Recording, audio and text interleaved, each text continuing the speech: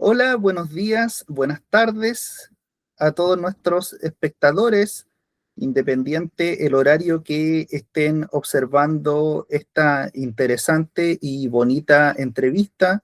Estamos aquí en una nueva sesión de entrevistas a Nocanay y esta vez con el escritor, fotógrafo, permacultor Matías Fuentes, alias Matías Humanos. ¿Cómo estás, Matías? Muy bien. ¿Y tú, David, qué tal? Bien, bien. Muchas gracias. Les habla su servidor David Cortés y esta vez vamos a entrevistar a Matías sobre su obra En la intimidad de la primera línea, ya que es una obra de una contingencia de hace algunos años, muy ligado a la historia reciente de nuestro país. Vamos aquí a conversar harto con Matías, a hacerle preguntas sobre su obra, sobre sus proyectos, y también ahí nos vamos a meter un poco ahí en temas pantanosos, porque ahí también quiero que Matías ahí nos diga su opinión, su interpretación sobre la contingencia, sobre la política y todo lo que estamos viviendo ahora acá en Chile. Bueno, Eh, qué entrete. Matías, primero, bueno, presentar un poco a Matías. A mí me llamó la atención leyendo un poco tu biografía, informándome sobre ti, porque eres una persona con mucha conciencia de clase, eres una persona muy comprometida, por ejemplo, con los movimientos sociales, con procesos políticos, procesos populares, muy una persona que, a lo que yo entendí investigando sobre tu trayectoria, sobre tu obra, una persona también politizada, una persona que no tiene temor en dar una oposición y reflejarlo en el arte, en manifestaciones culturales como la literatura.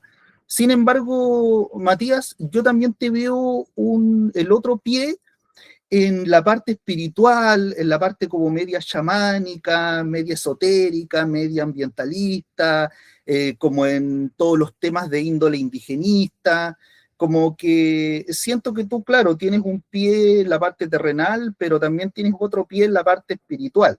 O sea que es interesante porque eres, a mi forma de ver, una figura, un personaje, podríamos decir, que ha complementado muy bien los dos caminos, que demuestra que el hecho de tener una formación política, una formación ideológica, no necesariamente suprime la otra vía, la vía espiritual, la vía ancestral, podríamos decir. Mm, sí, es interesante cómo lo planteé. Para mí, más que una, bueno, primero agradecer por el espacio igual, obviamente. Uh -huh. Em, y claro, como te decía, siento que más que una contradicción, eh, cuando uno asume que todo es político, incluso lo espiritual se vuelve un asunto político, porque siento que hay niveles de comprensión o de conciencia cuando hablamos de lo político y usualmente se piensa que lo político es lo partidista, ¿no? Como lo político que se juega en los partidos políticos. Y creo que lo político en términos más filosóficos, más profundos, si se quiere, tiene que ver en los lugares en donde se juega el poder.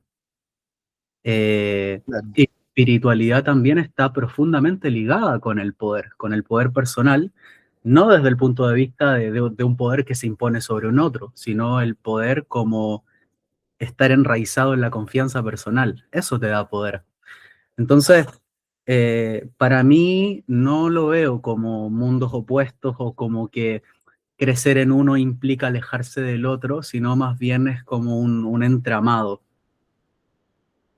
Somos seres holísticos, claro, somos multifacéticos los seres humanos.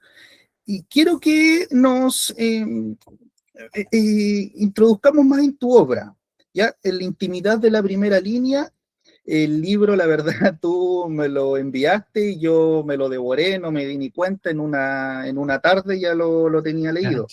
Un libro de lectura muy amena, muy dinámico, reseñando un poco para nuestros espectadores, nuestros televidentes. En la intimidad de la primera línea es una especie de autobiografía, podríamos decir, un relato testimonial de Matías, que tú en este momento estabas realizando un documental, ¿no es cierto?, sobre la primera línea, sobre el estallido Exacto. social y las fuerzas de represión, carabineros, fuiste junto a integrantes, personas que estaban protestando, fueron tomados detenidos, sometidos a tratos vejatorios, enviados a prisión, donde los mezclaron con gente que efectivamente había entrado en actividades delictivas. Y allí tú se abre como un relato muy interesante, porque aquí tú mezclas narración, pero también mezclas reflexión, mezclas también vivencias, sentimientos, hablas también de ahí de tu familia, de cómo formaste amigos, formaste allí como que con tu obra como que se cumple muy a cabalidad lo que se dice que los seres humanos en los momentos difíciles, en los momentos trágicos, es cuando conocimos a los verdaderos amigos, donde surgen las verdaderas amistades, los verdaderos lazos. Y a raíz de eso, Matías, tengo entendido tú eres fotógrafo, estás muy metido en el medio audiovisual. Quería preguntarte cómo nació la idea de este proyecto, en qué momento surgió la idea, la inspiración de llevar esto a cabo, a manifestarlo en un libro, en una obra. ¿Por qué optaste por la literatura como una vía para entregar tu vivencia, tu valiosa vivencia al mundo? Es muy graciosa mi respuesta ante esa pregunta, siento yo, porque el libro nace como respuesta a un fracaso audiovisual, porque yo en primera instancia fui a grabar un documental, La Primera Línea. Y ahí me remonto un poquito antes, porque yo inicié como fotógrafo dentro de este contexto, cuando el 19 de octubre del 2019, 18 de octubre del 2019, cuando toda la gente salió a la calle, yo salí con mi cámara. Y durante los primeros 3 meses de estallido yo estuve con mi cámara haciendo registro. Eh, Cuando cada vez fui como adentrándome más en primera línea, agarrando cierta como... es brígido ese espacio. Yo nunca he estado en una guerra, pero se siente muy como una guerra. Y, y a medida que iba avanzando fue como, esto hay que registrarlo de otra manera. La fotografía no basta. Y ahí fue cuando tomé la decisión de hacer un documental. Pero para hacer un documental uno tiene que estar adentro, sentirse parte de, ¿cachai? No es como de pronto la fotografía que te podéis quedar un poco de observador. Para mí el documental es situarte, es habitar. Entonces dije, ok, antes de grabar voy a ir simplemente con un escudo a hacer el servicio de escudero. Porque hay varios roles dentro de un contexto de primera línea y cuando este contexto se mantuvo durante meses y meses, esos roles se terminaron como profesionalizando, por decirlo de una manera. Entonces, funcionaba como un ecosistema de cuadrilla, de combate, y, dentro de ese ecosistema estaba el rol de escudero, el cual yo estuve haciéndolo un tiempo. Y cuando una vez que pasaron unas 3 semanas, un mes más o menos, yo dije, ok, ya entiendo la dinámica y ya puedo venir con mi cámara a hacer un registro, ya conozco a algunos de los chicos y ya me siento cómodo para grabar. Y el primer día que fui con mi equipo, con mi cámara, con el micrófono, listo para empezar a hacer las primeras tomas del rodaje, ese día fue cuando en una arremetida de los pacos, eh, un chico se tropezó delante de mí, yo no alcancé a esquivarlo, me tropiezo delante de él, me caen 5 carabineros encima y me toman detenido. Y ante ese fracaso de lo audiovisual, yo, claro, entro al calabozo, un poco spoiler del libro, ¿no? Salgo de calabozo, llego a mi casa totalmente removido por esta experiencia, que ahora lo digo en pocas palabras, pero en profundidad está ahí en la novela, y yo digo, esto no resultó como un documental, va a resultar como una novela. Pero no fue algo consciente, no fue una decisión que yo tomé desde mi lógica, sino fue algo muy visceral. Llegué a mi casa y estuve escribiendo una semana sin parar. El libro fue escrito en eso, una semana. Por eso siento que tiene ese ritmo, que tiene esa frescura de los relatos, como que es muy orgánico en cómo habla cada persona, porque es tal cual, o no sé si tal cual, porque uno siempre tergiversa con la memoria, ¿no? Pero fue el intento de relatarlo tal cual como pasó, incluso lo que dijeron personajes secundarios. Matías, que claramente fuiste un ciudadano muy activo en este estallido social que remeció Chile entre los años 2019 y 2020. Eh, ya me respondiste un poco esta pregunta, pero para las personas que nos están viendo y que no conocen muy a profundidad el tema como tú, me gustaría primero hacerte, bueno, dos preguntas en una. ¿Qué fue, si podrías como darnos datos más técnicos, definirnos de forma un poco más profundizada lo que fue la primera línea? ¿Qué función cumplió la primera línea, el estallido social? ¿Cuál era su objetivo? Y en segundo lugar, tú específicamente, ¿qué función cumpliste dentro de la primera línea? ¿Cómo colaboraste con ellos? ¿Cómo llegaste a empatizar y a formar, digamos, ese lazo con esta agrupación que la verdad fue bastante, digamos, bastante espontánea dentro del estallido social? Sí, de hecho yo no me atrevería a llamarlo agrupación como tal por lo último que tú dijiste. Fue algo muy contextual que reunió un grupo de personas muy diversas. Ujú, Yo diría, a ver, el libro se llama La intimidad de la primera línea y parte con la palabra intimidad porque uno al mencionar el concepto de primera línea, ¿cierto? Uno puede pensar que dependiendo de la posición política, o que ujú. estás hablando de héroes o que estás hablando de delincuentes.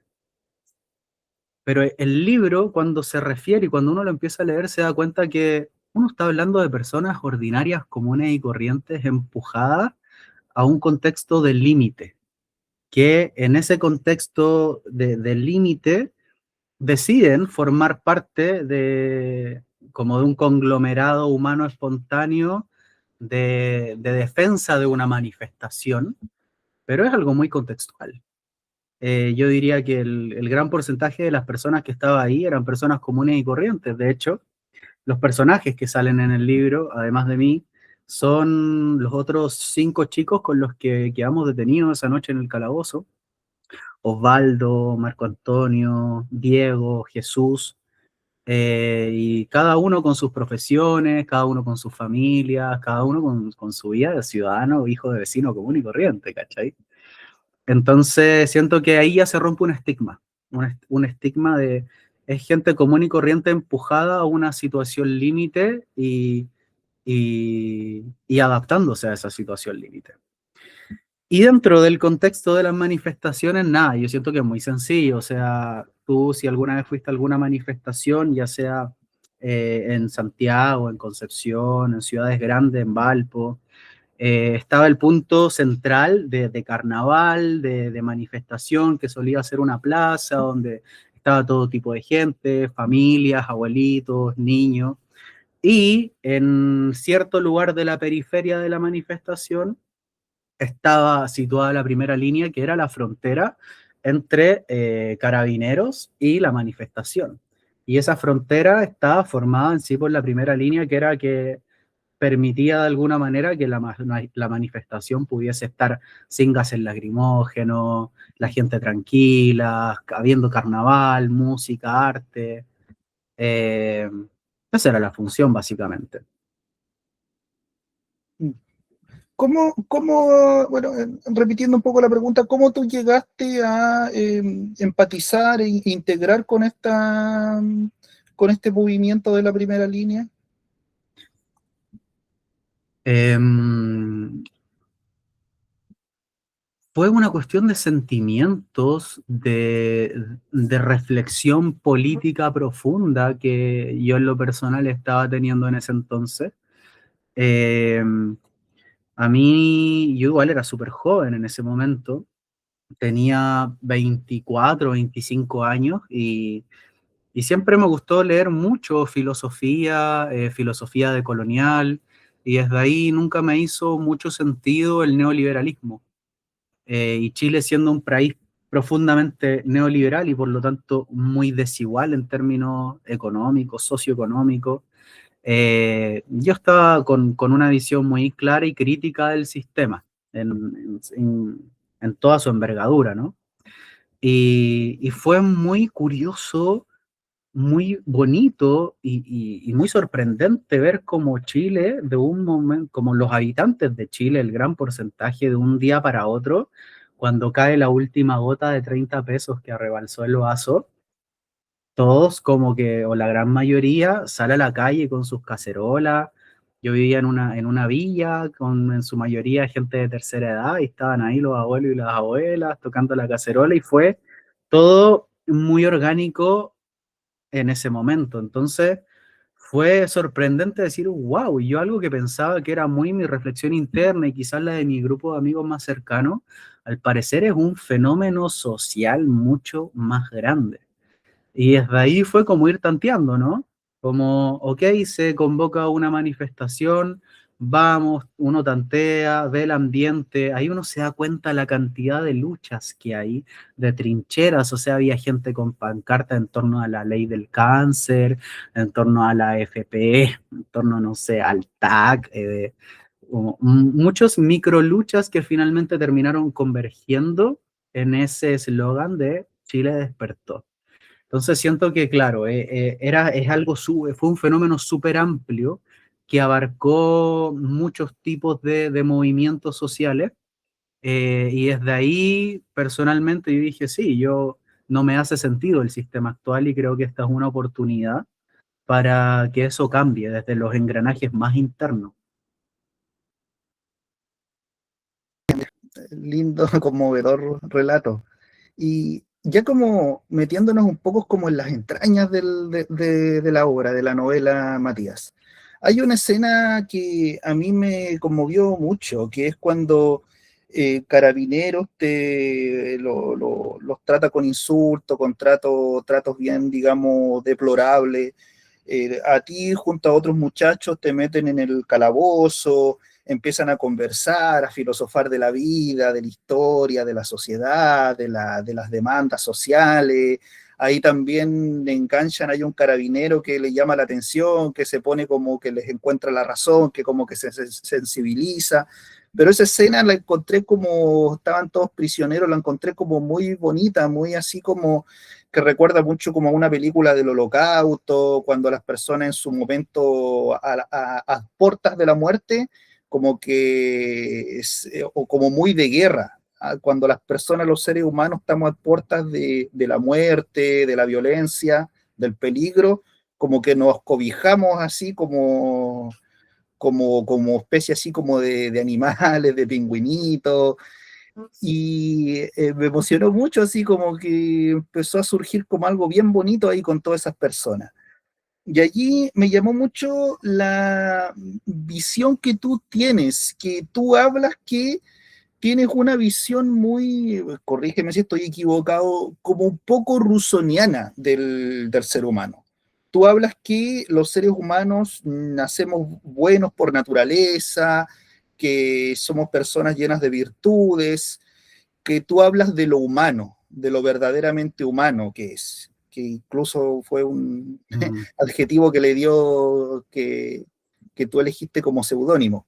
Y por otro lado está el sistema, que el sistema es todo lo contrario, te deshumaniza, te vuelve una bestia, te vuelve como alguien frío, calculador. Y quiero que tú como que me expliques un poco esta interpretación tuya, esta visión tuya mm, de lo que es la humanidad, de lo que es, por ejemplo, todo, cómo el sistema nos va corrompiendo, nos va convirtiendo en esta especie de entes competitivos, ambiciosos, y que tú finalmente buscas como en tu obra rescatar lo humano, la naturaleza, la esencia del ser humano, que según tú en verdad somos personas buenas, somos personas solidarias, personas conscientes. Me gustaría que me ahondaras, digamos, en esa interpretación bien interesante que tienes sobre la naturaleza humana. Mm. No sé si estoy tan de acuerdo con el Matías de hace 5 años atrás, pero Los seres humanos digamos, vamos cambiando, no somos rectos. sí, Somos un río que totalmente. va fluyendo por distintas riberas. Muy que sí, nada, me conmueve a mí también que esa escena con toda la descripción que el libro trae te haya conmovido, porque creo que son esas escenas como contradictorias en las que hay un contexto de hostilidad y en el corazón de esa hostilidad surge belleza. Eh, yo siento que claro, cuando uno se encuentra con la portada del libro y lee la intimidad de la primera línea, uno cree que la gran parte de la historia va a transcurrir ahí, en la manifestación, en la primera línea, pero no. El corazón de la narrativa del libro es el calabozo, es el útero narrativo, es todo lo que pasa ahí en el calabozo. Y, y yendo al corazón de tu pregunta en torno a si los humanos somos buenos o no por naturaleza, qué es lo humano, y si el sistema corrompe eso o no. Yo siento que el libro, más que dar respuesta, hay un pulso cuestionador de todos estos pilares que sostienen el sistema. Eh, que va como desde lo más concreto, ¿no? Porque las conversaciones en ese momento era qué hacemos con la AFP, ¿cierto? ¿Qué hacemos con la clase política? ¿Qué hacemos con la desigualdad? Pero si uno empieza a hilar más profundo, uno llega como a los cimientos de qué es lo que sostiene, en este caso, como, nada, a la humanidad. Y siento que ahí uno llega a esa pregunta, como ¿qué es lo humano? ¿Qué es lo humano cuando se cae, por ejemplo, no sé, qué pasa si sacamos de la ecuación al dinero, si sacamos de la ecuación eh, todo lo que son los partidos políticos, si sacamos de la ecuación todo nuestro, no sé, sistema alimenticio? ¿Qué pasa si nos preguntamos por lo humano, por cómo vivían los humanos hace 500 años atrás? Tenemos una respuesta. Pero, ¿qué pasa si nos preguntamos hace 10.000 años atrás? Ya estamos hablando de cazadores recolectores y tenemos otra respuesta. Y ahí es como mi pregunta, ¿cuál es el hilo en común que nos unen como en toda esta, eh, como este hilo transgeneracional que nos atraviesa? ¿Cuál es ese punto en común? Existe. Y ahí yo en la reflexión del libro respondo como que lo humano a mí se me aparece y me surge ante mí muy claramente cuando veo, por ejemplo, a mi hijo o a un niño cualquiera, ¿no? Que es como, hay una curiosidad latente por ir hacia esa otra ribera, como dice la canción de Drexler, ¿no? Hay una búsqueda originaria que nos mantiene en este acto perceptivo en el que a medida que crecemos gradualmente le vamos agregando lenguaje, ¿cierto? Le vamos agregando matices, más complejidad, vamos desarrollando el cerebro, eh, pero hay un pulso interno y yo cuando me refiero a lo humano en ese sentido, no necesariamente hablo de algo bueno o algo malo. Creo que esa es otra reflexión del libro, ¿no? Que el humano es en sí un ser que tiene mucho poder y puede usar ese poder para las atrocidades más brutales que están ahí en la historia de la humanidad y las podemos leer.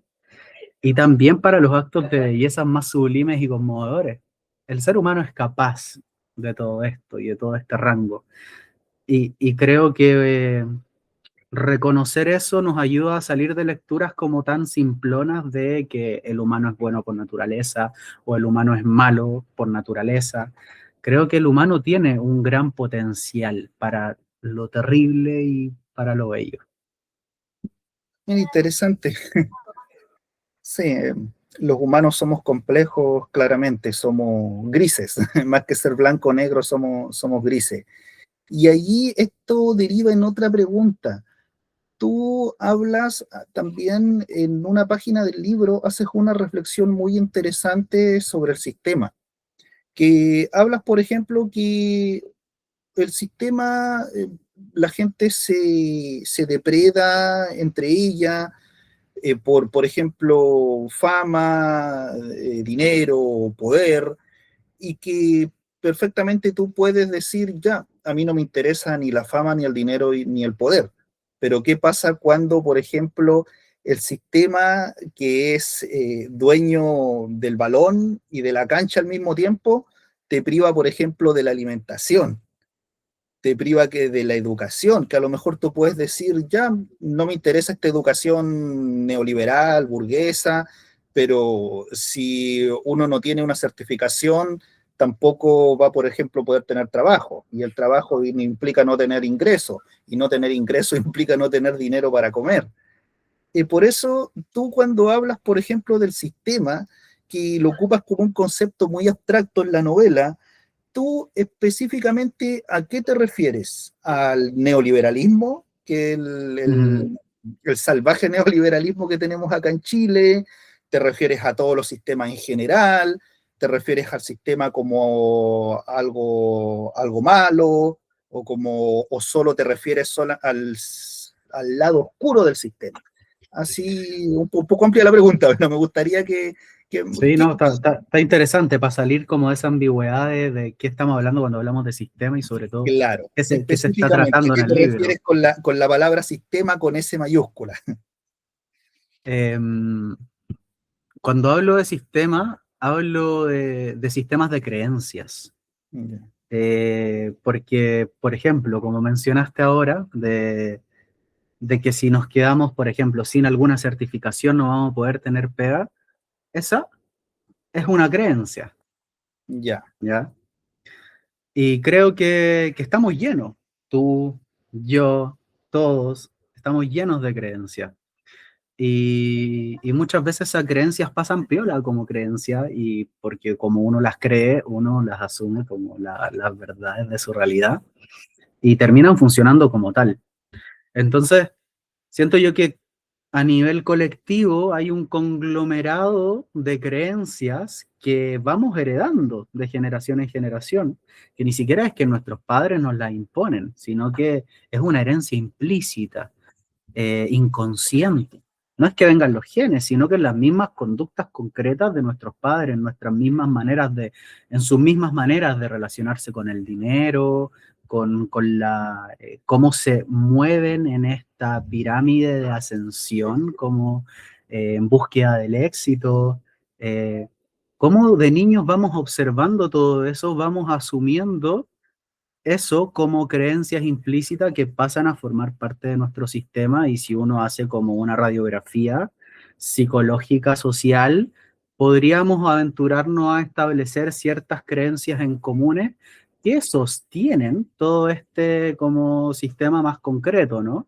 Que ya ahí, dependiendo del lugar del país en el que nazcas, vas a tener sistemas políticos y económicos ya súper concretos que están como estandarizado en constituciones, cosas así, ¿no? Pero claro, yendo a la raíz de la pregunta, creo que cuando hablamos de sistema, hablamos de creencias, y de un macrosistema hablamos de una cantidad importante de creencias que tenemos en común que sostienen al sistema como tal, po. claro. Claro, que siempre vamos a vivir bajo un sistema. Incluso nuestros ancestros, los cavernícolas, vivían, digamos, bajo un sistema. Pero el problema, claro, según te entiendo a ti, viene cuando existe dogmatismo, cuando existe adoctrinamiento, cuando existen estas como creencias que son incuestionables y que son también tóxicas. Estoy Y, so- y, como... y sobre todo que no son deliberadas. Cuando yo siento que el problema es cuando es cuando es una creencia que no es tuya, que no se formó desde un proceso consciente de sentir y pensamiento. desde el Cuando es empirismo. una, claro, desde el empirismo, exactamente, desde la vivencia propia. Creo que ahí están buenas las creencias, si es que vienen, independientemente de cuál sea, mientras no atente contra el bienestar de otro ser. Eh, Cuando una creencia viene desde la conciencia o desde el empirismo, creo que es mucho más válida que una conciencia que no ha sido, no ha pasado por ese proceso. Entonces, volviendo a lo que comentaba ahí delante, ¿no? Como, ok, ¿qué pasa cuando el sistema te priva de alimentación, por ejemplo? Yo siento que hoy día vivimos en un sistema en el que hemos vendido, y digo vendido nuestra libertad a cambio de una comodidad ilusoria. Es una comodidad que aparentemente nos entrega bienestar, pero cuando vemos la salud mental y a qué edad las personas empiezan a depender de pastillas, por ejemplo, vemos que es una comodidad que no necesariamente implica salud mental. Entonces, vendemos, el ser humano vende su tiempo para conseguir dinero, dinero con el cual quiere poder llevar a cabo sus deseos y lo que quiere, pero sus deseos son en su mayoría implantados desde el marketing, desde la publicidad. O sea, creencias no son propias, deseos no son propios. Ujú. Y en el libro se reflexiona mucho sobre esa búsqueda de la libertad, que en vez de ser una búsqueda hacia adelante, como el éxito, como que uno va subiendo, el libro plantea que la búsqueda por la libertad es una búsqueda un poco más como retrospectiva, un poco más en dirección hacia lo ancestral, porque no se trata de más, sino de menos. No se trata de ir en pos de ser mejor, por ejemplo, sino se trata de ir en pos quizás de sacarme un par de creencias de encima, de darme cuenta de que, chuta, quizás todo lo que estoy deseando en verdad lo estoy deseando porque estoy viendo que se me repitió en publicidad desde que tenía 4 años. No sé, ahora los cabros chicos ven publicidad en video de YouTube y así se les están formando como sus deseos eventualmente de adultos, ¿cachai? Entonces, siento que es súper desafiante poder generar un nuevo sistema dentro de este contexto y ha sido mi lucha personal en los últimos años.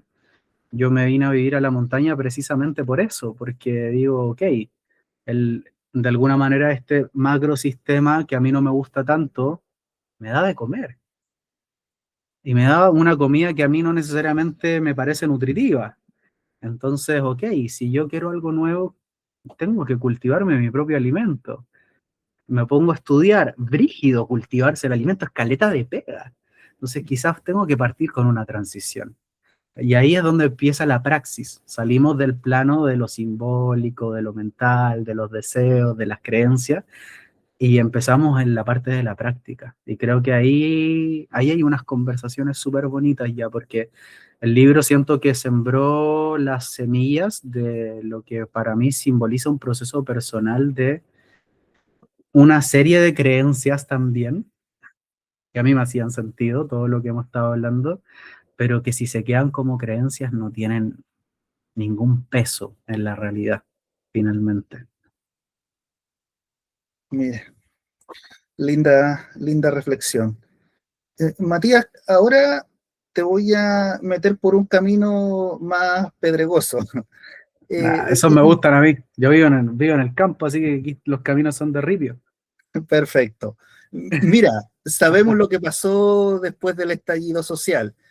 Dos procesos constituyentes fallidos, fracasados, un gobierno un gobierno socialdemócrata que a mi parecer no es de izquierda, un gobierno socialdemócrata, una concertación 2.0 que no hizo cambios en profundidad o que dentro de todas las limitaciones que tenía hizo por ahí algunas reformitas y lo que es peor aún, terminamos en el otro extremo con un gobierno de extrema derecha, un gobierno neofascista, pinochetista que va a asumir en marzo. A raíz de esta información, de esta reflexión, te quiero hacer una pregunta. ¿Tú crees que el estallido social fue un hito que puso ante los ojos de la sociedad, ante los ojos del país, los problemas que venimos arrastrando la sociedad chilena desde la dictadura, incluso desde muchos antes, problemas en educación, en salud, en vivienda, en pensión, en dignidad en general, o fue un experimento fracasado como muchos que hemos tenido en Chile? Quiero tú, no sé, ¿qué reflexión tienes tú respecto al estallido social? Eh, bueno, para mí principalmente partiendo desde una emoción le llevo a la reflexión, pero para mí fue una pena como terminó todo eso y creo que para todos fue una pena, pero siento yo que más que el estallido social puso a los ojos de la sociedad chilena tales conflictos, creo que se hizo un poco más evidente lo que ya es evidente y se posicionó en la palestra de los noticieros, los matinales. La idea era como hacer tanta bulla de tal manera de que fuese imposible de ignorar demandas que tenían que ser escuchadas. Pero siento yo que volviendo a esa palabra, ¿no? Al sistema está diseñado de tal manera, y yendo como a lo concreto en Chile, con la constitución que tenemos, está diseñada de tal manera para poder resistir todos esos procesos sociales hasta que de alguna manera empiecen a perder fuerza. Eh, de hecho, creo que el proceso constitucional de este intento de generar primero, el primer intento de la nueva constitución, para qué hablar de la segunda, ¿no? Eh, fueron como, terminaron siendo, terminó siendo una instancia en la que la ciudadanía puso su confianza, dijeron, ok, de alguna manera la idea de hacer una nueva constitución era una de las demandas principales del movimiento. Entonces, cuando se logró eso, dijimos, ok, va a ser algo democrático, profundamente participativo, vamos a tener mucho tiempo para hacerlo, bacán. Entonces podemos descansar de la lucha que es muy desgastante. O sea, estar en primera línea no es algo que uno diga, qué rico ir como a estar ahí. Es algo muy desgastante. O sea, yo te aseguro que el 99% de las personas que están ahí no están por gusto, sino por una convicción profunda, y también obviamente hay otro porcentaje que quizá va a puro huevear. Yo vi también algunos de esos. Y regresando como a la médula de la respuesta, eh, yo siento que Chile siempre oscila en estos procesos, y mientras se hagan las cosas como están diseñadas para que se hagan, los cambios siempre van a ser mínimos, siempre van a ser súper graduales, porque siempre va a implicar conversarlos con quienes tienen el control de las decisiones, que no es el presidente de turno, sino que son los grandes poderes económicos de este país, que también están sometidos a otros intereses económicos de capitales transnacionales. Entonces sabemos que por plata baila el mono, y, y sabemos que la gran mayoría de los políticos tiene su precio también. Entonces, independientemente de quién esté de turno en la presidencia, siento que esos procesos siempre van a ser súper lentos, y yo ya no confío en esos procesos. Voy a votar cuando hay que votar. Por ejemplo, ahora yo voté por Jara, sin considerar a Jara la gran cosa, ¿no? Pero sé lo que es un gobierno de ultraderecha, y se ve de lejos, digamos, el tipo de persona que es Kast. Eh, pero yo ya no creo en esos procesos. Eh, digamos que no creo tanto, y creo mucho más en lo que uno puede generar desde la trinchera colectiva personal, y como desde lo colectivo y lo personal en los territorios que uno habita. Prefiero poner ahí mi energía, y creo que eso igual viene desde una desilusión, siendo súper sincero. Ahí hay una desilusión de haber puesto, muchos de nosotros haber puesto mucha energía en esos procesos, y resultó como resultó. Y creo que de ahí se sacan varios aprendizajes, varios aprendizajes. Matías, también quería preguntarte tu opinión sobre el tema de los estallidos sociales, de todos estos procesos de manifestación, de protesta, porque, bueno, yo soy mayor que tú y hacia atrás me ha tocado ver un poco más de estos procesos. Por ejemplo, y que la verdad, el estallido social, si bien fue un poco más masivo, fue más gravitante, pero como, digamos, profesor de historia, te puedo decir que la historia de Chile ha estado plagada de, digamos, de movimientos sociales, de estallido, y antes, por ejemplo, a mí también me tocó ver y participar en la movilización estudiantil del 2011 contra Piñera, hace unos años atrás en el movimiento de los pingüinos, y así. Y si vamos hacia atrás, por ejemplo, los movimientos que sacaron a la dictadura, que culminaron en el plebiscito, la huelga de la Chaucha, manifestaciones contra el gobierno de Gabriel González Videla, contra Ibáñez, contra otros tiranuelos. Pero claro, la historia de Chile siempre ha estado repleta, digamos, de estos periodos de estallido.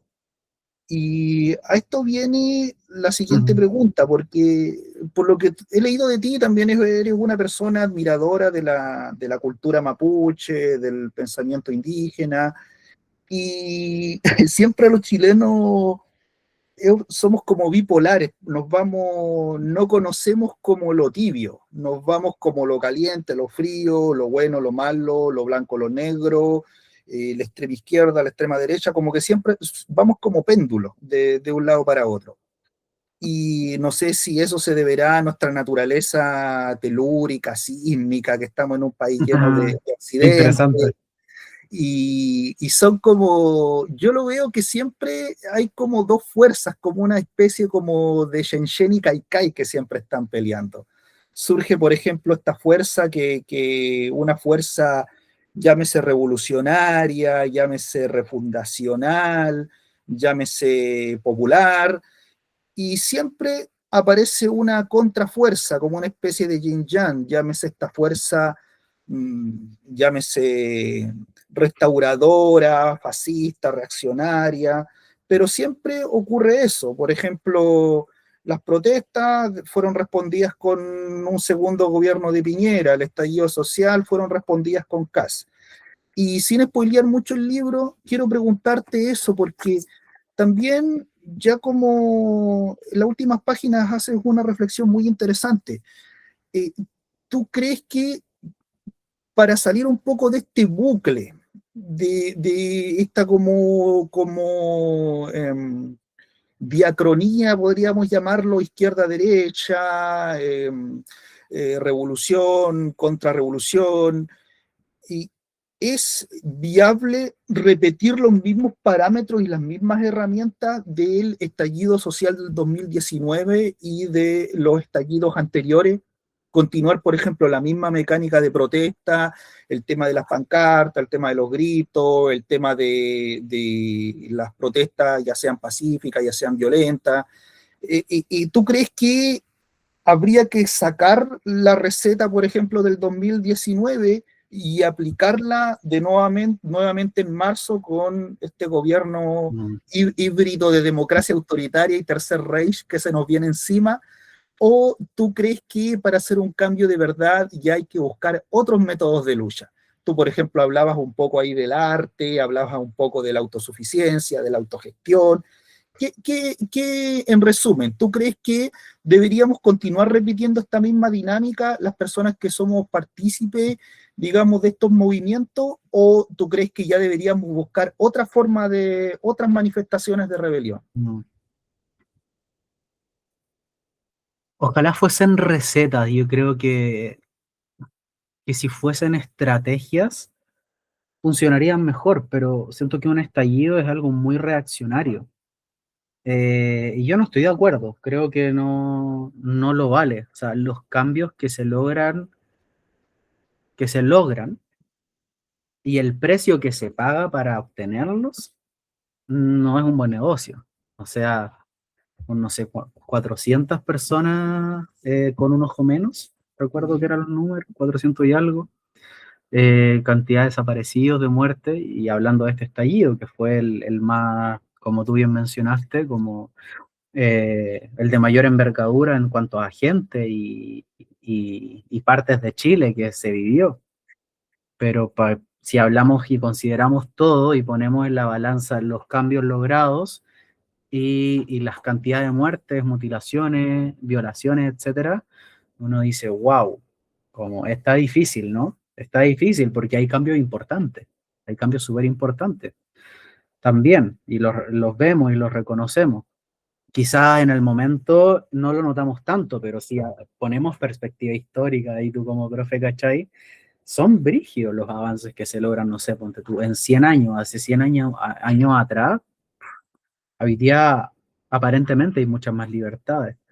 Entonces yo creo que no lo vale. No, no. Yo, por ejemplo, prefiero articularme desde la autogestión, pero antes de todo eso, incluso siento que para poder hacer autogestión y generar como comunidades empoderadas en los territorios, que tengan autonomía, que vaya creciendo gradualmente, primero hay que hacer cambios de paradigma. Y creo que ahí hay una lucha muy, muy bonita que quizá es menos notoria. Son las luchas que, por ejemplo, hacen ustedes como profesores de historia, profesores en general, en la educación en general. Ahí hay una trinchera súper bonita de ir generando como reflexión en el aula. No, ni siquiera reflexión como tienen que pensar estos chiquillos, ¿no? Sino como chiquillos, esto dicen los hechos, los relatos históricos, ¿qué piensan ustedes de esto? Creo que cuando hay aprendizaje reflexivo y crítico, son las bases de futuros seres humanos mucho más conscientes. Y para mí, por ejemplo, el 60-40 o 59-39, 41, perdón, de la votación de Kass Jara, de la segunda vuelta, es una radiografía profunda del país en estos momentos también, que no hay que tomársela muy en serio, sabemos que Chile oscila, ¿no? No es que todos se hayan vuelto ultraderechistas, lo sabemos, pero también implica una radiografía profunda, o sea, hay un 60% de personas que vota abiertamente por un presidente que es súper tibio en términos de la dictadura, o sea, ni siquiera tibio, como que él está de acuerdo con que haya estado la dictadura. ¿Para qué hablar de los indultos a pedófilos y genocidas que ha mencionado? Que habla abiertamente de que quiere reducir las pensiones, aumentar la jornada laboral otra vez. Eh, entonces, para mí me resulta súper curioso y triste también poder como observar esa radiografía, porque es como, wow, o sea, es un balde de agua fría que nos dice como hay mucha pega que hacer y es una pega de hormiga, es una pega de quizás conversar más y no desde un lugar como, oye, yo tengo la razón porque soy, no sé, de izquierdas y te vengo a enseñar. No, sino como tengamos conversaciones reales, quizás saquemos de una vez por todas esos tabús que venimos arrastrando de la dictadura, de poder conversar en la mesa, escuchándonos activamente sobre política, con respeto, sobre religión, sobre educación, educación sexual, que podamos como tener dentro de las casas espacios seguros de conversación. Creo que eso es algo básico y que no abunda mucho. Quizás en las generaciones de nosotros, en nuestro trato con nuestros hijos, abunda un poquito más. Pero, pero no, yo no volvería a repetir esas estrategias. Pero creo que aún así, si llevan al país al límite, por ejemplo, y casi implementa todo lo que dijo que iba a implementar, yo creo que es inevitable que vuelva a suceder. Porque Chile es así, va a oscilar. Es un péndulo reactivo.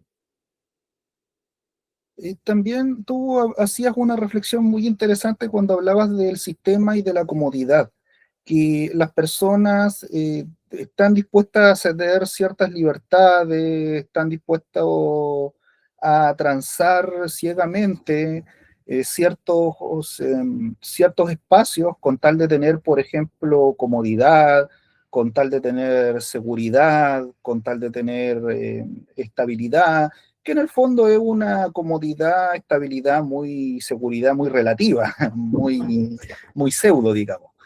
Y no sé si compartirás, pero de repente analizar como la mente fría del votante de CAS o de un segmento de la población, igual es como, no sé si compartirás o no conmigo, pero llega a dar hasta un poco de temor. Personas que, por ejemplo, se repitió una dinámica muy similar a cuando ganó Piñera.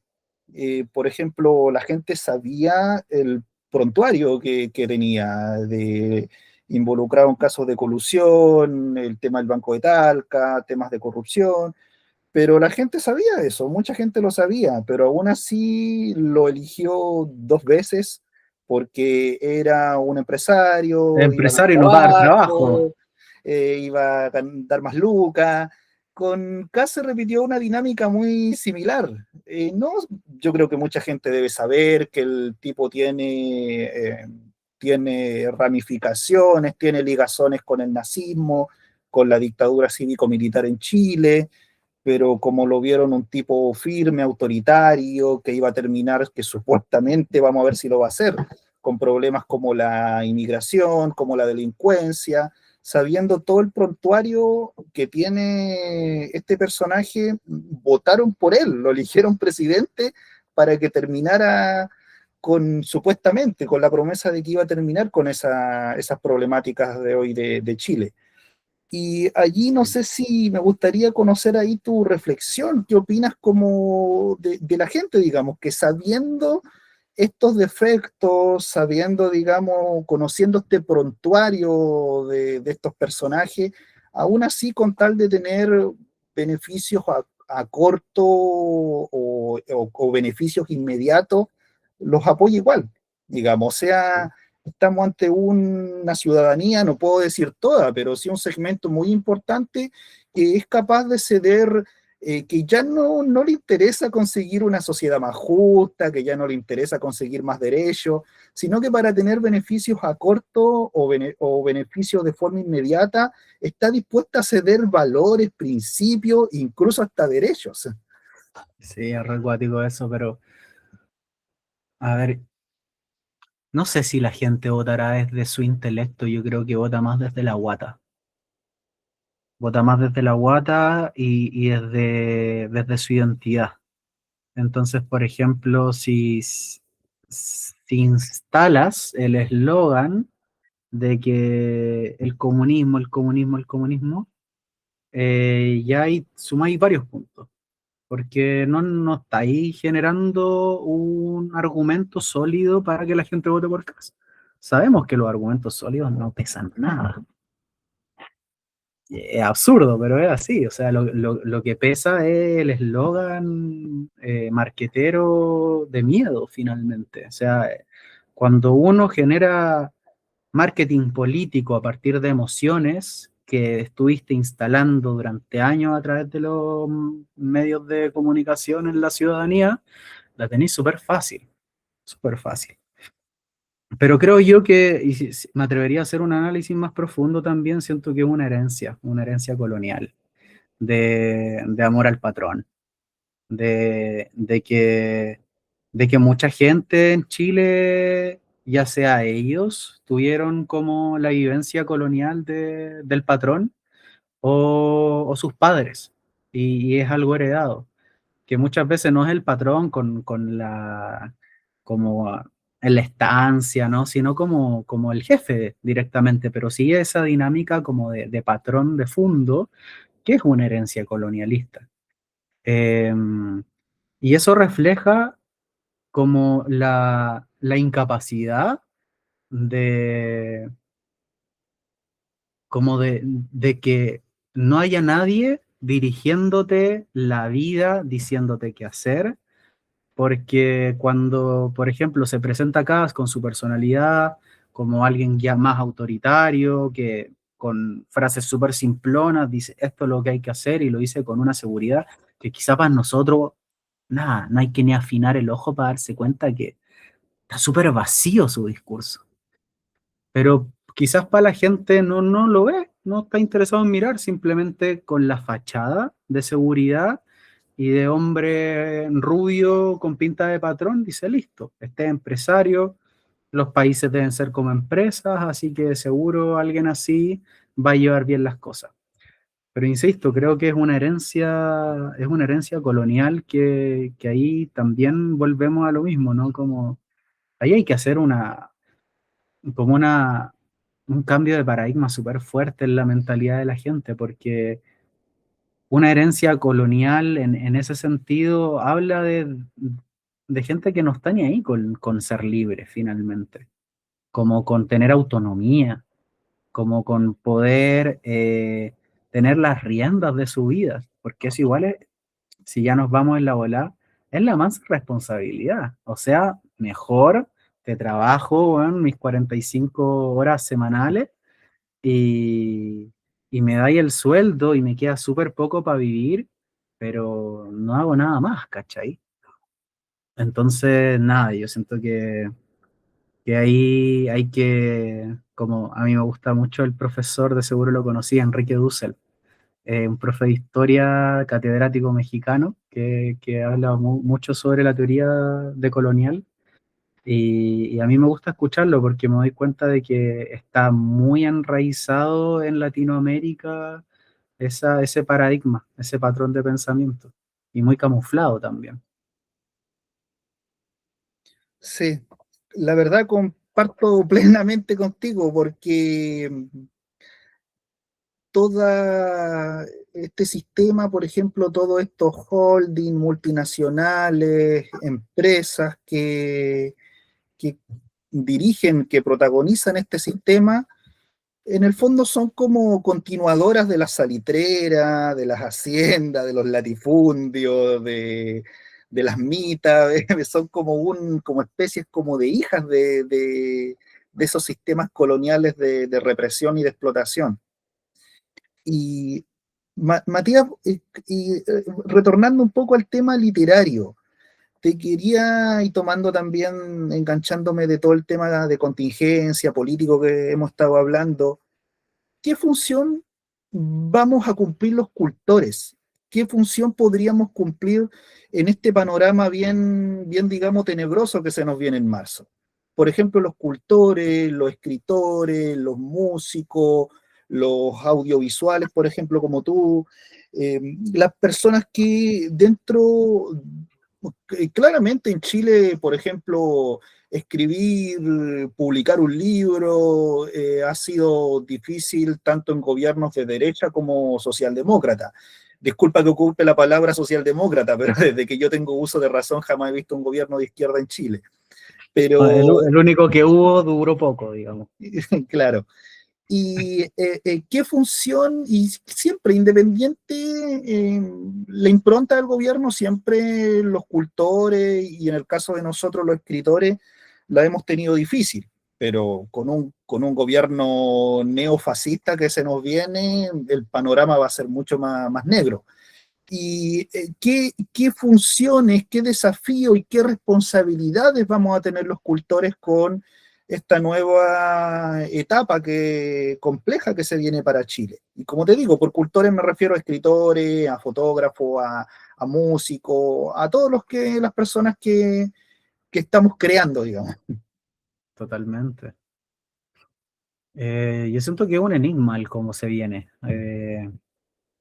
Creemos que va a ser oscuro. Creo que es lo evidente a pensar, pero aún así prefiero quedarme con que es un enigma. Creo que probablemente van a disminuir la cantidad de financiamiento para el Ministerio de las Artes y las Culturas y eso va a implicar como, no sé, quienes postulan a fondos y sostienen como proyectos año a año a través de fondos, quizás se van a caer muchos de esos proyectos, ferias, festivales, como instancias culturales donde la gente conecta con el arte. Quizás muchas de esas por falta de financiamiento se van a caer. Yo personalmente todo lo que he ido haciendo ha sido como en el pulso de la autogestión, que no siento que ni es ni más ni menos pega, porque postular a un fondo puta que es pega igual. Eh, Pero claro, en este otro caso creo que va a verse más afectado desde quienes se mueven desde la autogestión, como si quizás frente a ciertas represiones, pero ahí ya tendría que ponerse bien feo el panorama, bien feo, que no lo descarto, pero creo que quizás no pase ni el primer ni el segundo año.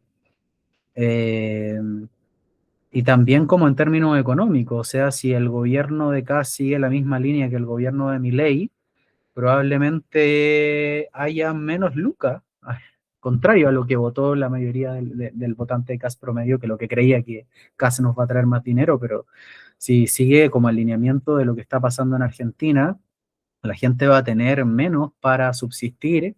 ¿Y quiénes son los primeros que nos vemos perjudicados cuando la gente tiene menos? Porque la gente va a seguir comprando comida, va a seguir, no sé, incluso pagando su membresía en Netflix, pero hasta cierto punto, ¿no? Pero quizás va a dejar de comprar ese cuadro en esa feria de arte, ¿cachai? Quizás va a dejar de comprar ese libro en esa librería.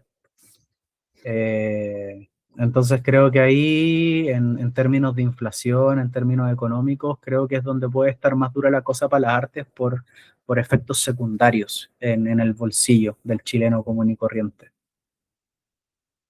Ya, tú me hablas de repercusiones económicas y ahora, por ejemplo, desafíos y responsabilidades y, bueno, compromiso que tenemos los Sí, cultores, po. porque yo pienso, por ejemplo, que un cultor, un escritor, por ejemplo, puede escribir lo que quiera. No tiene por qué escribir, por ejemplo, sobre la contingencia, sobre la política, a no ser que lo quiera. Pero sí un cultor, un artista debe tener como cierta sensibilidad o cierta conexión con la política, con la contingencia de su país, del mundo, independiente que esta conexión sea lejana o sea Mm, cercana, pero tiene que tener una especie como de lazo. Por eso te sí. pregunto, ¿qué compromisos o desafíos podríamos tener los cultores para este nuevo panorama que se nos viene en marzo? No, es cierto que es muy bonita ahí la sutileza de tu insistencia en esa parte de la pregunta, porque yo he leído mucho en redes, también en conversaciones con amigos, que quienes no votaron por casa ahora usan esta frase como no, aquí tomando palco hasta el 2030. Como, ok, veamos en la cagada que queda y un poco en la ilusión de que estoy desde afuera mirando la cagada que queda. Esa ilusión no se va a poder sostener mucho rato, pero eh, sirve por el momento para pasar las penas. Pero creo yo que eso precisamente hace que eludamos eso que tú nos estás invitando a reflexionar ahora. Como, ok, ante este panorama, ¿cómo, cómo nos posicionamos desde el arte, desde nuestro mismo ejercicio creativo? Y creo que ahí, nada, el arte, ¿qué es el arte finalmente? El arte nace a partir de esa sensibilidad y la sensibilidad genera empatía y la empatía es conexión con un otro y la conexión con un otro es querer, por ejemplo, una sociedad más justa, mejores condiciones de vida para las personas.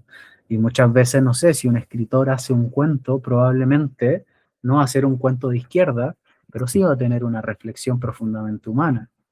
Y que quizás alguien lo va a leer y va a cambiar su perspectiva en torno a ese tema y por lo tanto va a ser transformado como ser humano en esa área de su ser. Y creo que ahí el arte tiene que seguir haciendo lo que ha venido haciendo, quizás no tan bien últimamente, que el arte siento yo que se ha metido como más en lo figurativo, en lo estético, en lo técnico, y ha perdido un poco de trasfondo, ha perdido como peso político, no necesariamente partidista, sino lo político, como por lo que hablábamos al principio, ¿no? Pero ha perdido contenido, ha perdido como consistencia narrativa, golpe, impacto, conmoverte, sentimiento. Eh, y creo que es volver a conectar con eso igual, como desde esa conciencia histórica, conciencia social. eh, Creo que eso está bueno que siempre esté presente, aunque sea de forma implícita. como que el arte sigue haciendo lo que se supone que tiene que hacer. Por supuesto. Matías, me gustaría llevarte a una pregunta más técnica sobre el libro. Las ilustraciones me gustaron mucho, no sé si las dibujaste tú u otra persona, ¿ya? Muy como, muy profunda, sobre todo la mirada me gustó, por ejemplo, aquí del encapuchado, de la portada del libro, aquí para mostrársela a nuestros espectadores. Quería, Sí, sí, ¿qué te llevó a, como te digo, no sé si las dibujaste tú o este del muchacho también me mira, cautivó mucho. las ¿Por qué, ilustraciones, sí, por qué elegiste este estilo, esta forma de arte digamos, para acompañar esta narración? las ilustraciones se las debemos al pincel de Miguel Ángel Perona, un ¿Ya? amigo pintor y fungicultor, un cultivador de todo tipo de hongos.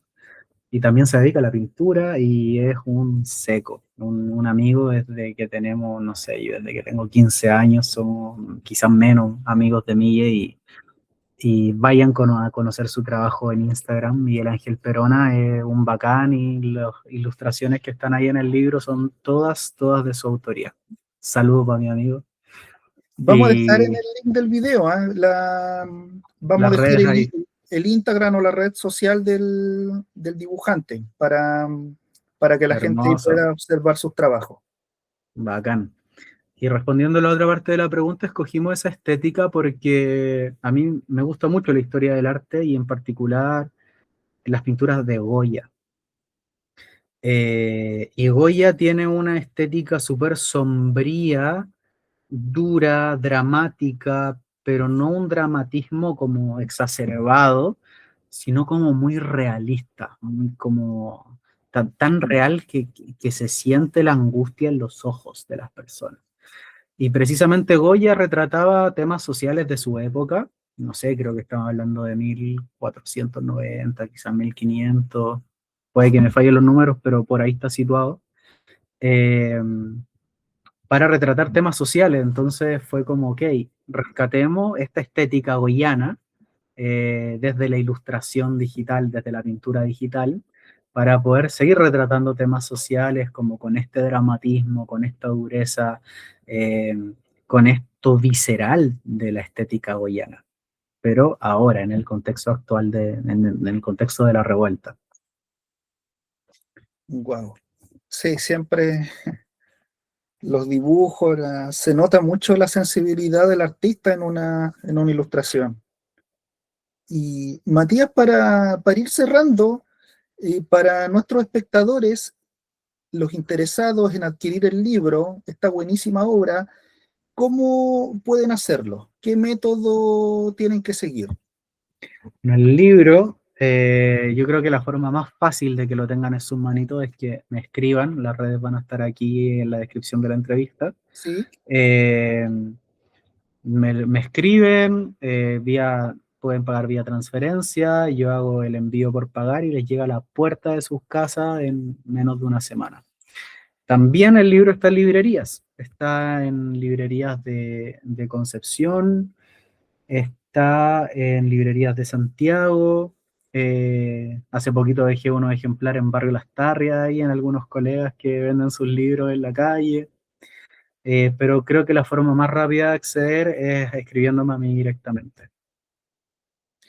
Perfecto. Vamos a dejar en la descripción del video en YouTube todos los contactos, tus redes sociales, tu WhatsApp, si lo permites, los links de las librerías, para que la gente que vea esta entrevista abajo tenga todos los contactos para poder acceder a tu obra.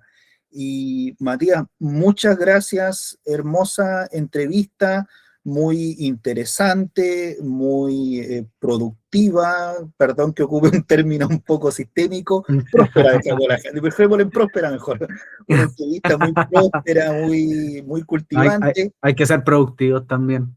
claro, igual. Y hablando de productivo, también ojalá estés en un próximo proyecto, independiente que sea literario, independiente que sea audiovisual. Vamos a estar muy pendientes de tu próximo proyecto y ojalá sigas aportando de la misma forma que estás aportando a la cultura, porque lo estás haciendo muy bien. Gracias, Matías. Ya con ustedes, Matías Humano, un escritor social, un escritor comprometido y un escritor con conciencia de clase. Gracias, Bueno, Matías. David, Nos no, muchas vemos gracias a ti en la también por el próxima, espacio. nos vemos en la próxima entrevista de Anokanai. Ahí todo.